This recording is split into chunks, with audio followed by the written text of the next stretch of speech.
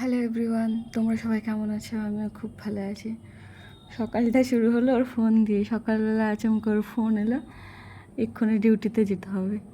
কিছু করার নেই, পুলিশের জীবনটাই এমন, 24 ঘন্টায় ডিউটি থাকে। 2টোর সময় ঘরে আসবে, তার আগে আমাকে সব রান্না করে রাখতে হবে। এই সবজিটা করার সময় ভিডিওটা করিনি আমি, তখন সব কাজ টাজ সেরে আমি রান্না চাপিয়েছি। আর ডালটা সেদ্ধ হয়ে গেছে, এতে জল মিশিয়ে দেবো, আর সাথে নুন, হলুদ আর লঙ্কা, কাঁচা লঙ্কা দিয়ে দেবো। বাইরে থেকে মনে হয় পুলিশের জীবনটা কতটা সহজ।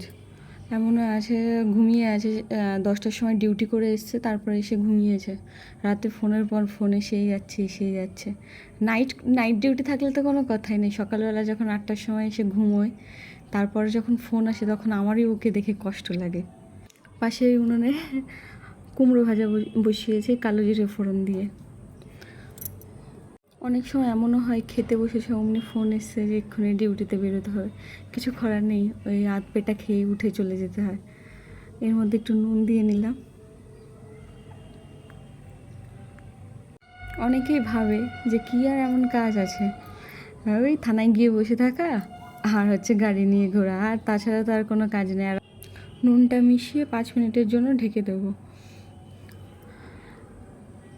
দেখো কুমড়োগুলো সেদ্ধ হয়ে গেছে, এবার আর একটু ভালো করে ভেজে নেব। না পুলিশদের না আছে খাওয়ার সময় ঠিক, না আছে ঘুমানোর সময় ঠিক। 5 মাস হতে চললো আমাদের বিয়ের।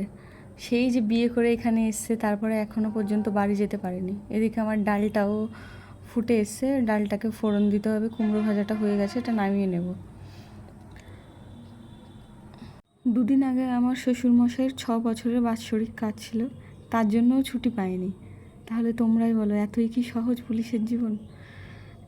ডালে জিরে আর শুকনো লঙ্কা ফোড়ন দিয়ে ডালটাও চাপিয়ে দেবো। 5 মিনিট পরে ডালটা নামিয়ে নেব।